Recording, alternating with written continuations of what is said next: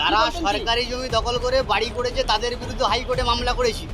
তারা চক্রান্ত করে এটা অলরেডি 103 নম্বর আইটেম রান করছে, তার কারণে পরিকল্পিতভাবে আমাকে ফাঁসানো হয়েছে।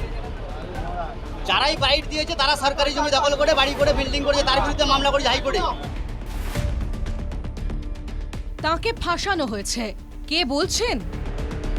সালিশি কাণ্ড সহ একাধিক অত্যাচারের অভিযোগে ধৃত জামাল সর্দার। সোনারপুরের প্রতাপনগরের ত্রাস এই জামাল পুলিশের জালে। শুক্রবার রাতে রীতিমতো রুদ্ধশ্বাস অভিযানে জামালকে গ্রেপ্তার করে পুলিশ। বারুইপুর আদালতের পথে পুলিশ ভ্যান থেকেই জামালের দাবি তাকে ফাঁসানো হয়েছে। কে ফাঁসিয়েছে? সমীর নস্কর সম্পূর্ণভাবে ফাঁসিয়েছে। সমীর নস্করের বিরুদ্ধে হাইকোর্টে মামলা করেছি, সেই মামলা লিস্টে রান করছে 103 নম্বর আইটেম আছে। আপনি অত্যাচার করতেন মহিলাদের উপর? সম্পূর্ণ মিথ্যা অভিযোগ করে সাজিয়ে নাটক করেছে। এটা আপনার বিরুদ্ধে খুনের অভিযোগ রয়েছে। সম্পূর্ণ মিথ্যা। সেটা যার বিরুদ্ধে সরব জামাল, সেই সমীর নস্কর আবার একের পর এক অভিযোগ তুলেছেন জামালের বিরুদ্ধে। আমার সর্দার বলছে আমি নাকি মিথ্যে কেসে ফাঁসিয়েছি, ওর জন্য এই গ্রামে একটা মেয়ে আত্মহত্যা করে মারা গেছে 2002 সালে। 2003 সালে এই জামাল নিজের দাদাকে কুপিয়ে দিয়েছে। জামাল 2006 সালে নিজের দাদাকে অ্যাসিড মেরেছে।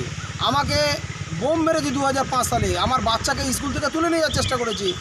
ওর ছোটো ভাইকে রেপ কেসে ফাঁসিয়ে দিয়েছে। গ্রামের মেয়েদের তুলে নিয়ে গিয়ে মেয়েদের পিটতেছে। পরে জমি কেড়ে নিচ্ছে, 30 বিঘার উপর জমি কেড়ে নিয়েছে, তারা অভিযোগ করতেছে। প্রতাপনগরের দাপুটে নেতা জামালের ঘরে কচ্ছপ ও ঘোড়াও দেখা গিয়েছে। কচ্ছপ নিয়ে মুখ না খুললেও ঘোড়ার মালিক তিনি নন বলছেন জামাল। এবং যে ঘোড়ার কথা বলা হয়েছে, ঘোড়ার মালিক আপনার যাচাই করে দিন ঘোড়ার মালিক কে। অলরেডি আমার পাড়ায় দীপু নস্কর তার ঘোড়ার মালিক, আমাকে বাড়ি ঘোড়ার মালিককে সাজানো হয়েছে। এদিকে সোনারপুরের জামাল সর্দার গ্রেপ্তারের ঘটনায় তদন্তকারী অফিসার ও সরকারি আইনজীবীর বক্তব্যের অসঙ্গতি নিয়ে অস্বস্তিতে পুলিশ প্রশাসন। শনিবার বারুইপুর আদালতে পেশ করা হয় একাধিক অভিযোগে ধৃত তৃণমূল নেতা জামাল সর্দার। শুক্রবার রাতে রীতিমতো রুদ্ধশ্বাস অভিযানে গ্রেপ্তার করা হয় জামালকে। সরকারি আইনজীবী সামিউল হক তদন্তের জন্য জামালকে 14 দিনের পুলিশি হেফাজতে চান, কিন্তু দেখা যায় তদন্তকারী অফিসার তাঁর আবেদনে জেল হেফাজত চেয়েছেন। এরপরে প্রশ্ন তোলেন অভিযুক্তের আইনজীবী সুব্রত সর্দার। কেন জেল হেফাজত চাইছেন তদন্তকারী অফিসার? তদন্তকারী অফিসারকে ভৎসনা করেন বিচারক। এটা একটা হয়েছিল, কিন্তু আমি পরবর্তীকালে দেখলাম যে একটা জায়গায় লেখা ছিল, কিন্তু সেটা কোনোভাবে এফেক্ট করে না। আমাদের পিসির ক্লিয়ারটা যথেষ্টভাবে ঠিক আছে, এবং আমরা যে পিসির গ্রাউন্ডসগুলো দিয়েছিলাম সেইগুলো যথেষ্টভাবে ঠিকঠাকভাবে উল্লেখ করা আছে। এদিকে জামালের আইনজীবীর দাবি খুনের চেষ্টার অভিযোগ করা হয়েছে, কিন্তু আক্রান্তের মেডিকেল রিপোর্টে তেমন আঘাতের চিহ্ন মেলেনি। সব অভিযোগ মিথ্যা বলে দাবি করছেন জামালের আইনজীবী। অভিযোগটা ছিল রশিদা বিবি বলে একজন ভদ্রমহিলা, তিনি কমপ্লেন করেছেন যে তার ছেলের সঙ্গে তার ঝামেলা চলছিল। জামাল সর্দার তাদের মীমাংসা করে দেওয়ার জন্য বাড়িতে ডেকেছিল।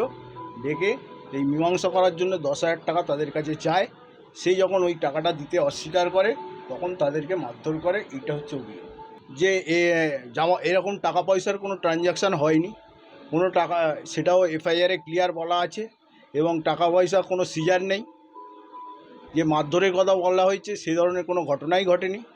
একটা পলিটিক্যালি ওকে ভিক্টিমাইজ করা হয়েছে। সওয়াল জবাবের পর জামালকে 14 দিনের পুলিশ হেফাজত চাওয়া হয়। জামালকে 10 দিনের পুলিশ হেফাজতের নির্দেশ দেয় বারুইপুর আদালত। উজ্জ্বল সরকারের রিপোর্ট, এনকেটিভি বাংলা।